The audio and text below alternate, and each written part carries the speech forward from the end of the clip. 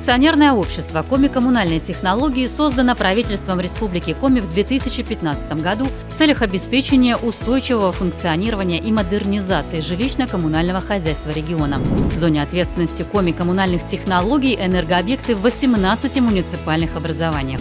Компания занимает второе место среди электросетевых предприятий республики и передает треть всего объема электрической энергии по региону, обеспечивая почти 11 тысяч потребителей.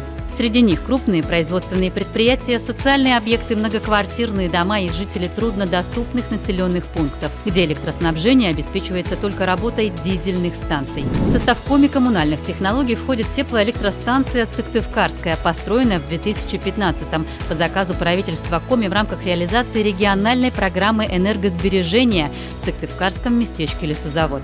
Станция построена для утилизации кородревесных отходов, несанкционированных муниципальных свалок и лесопромышленных предприятий. ТЭС вырабатывает электрическую и тепловую энергию, которая используется для отопления жилых домов.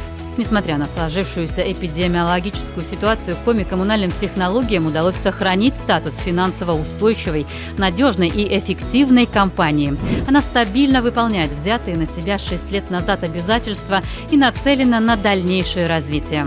На это ориентированный генеральный директор Дмитрий Платонов, возглавивший предприятие в сентябре 2020 года.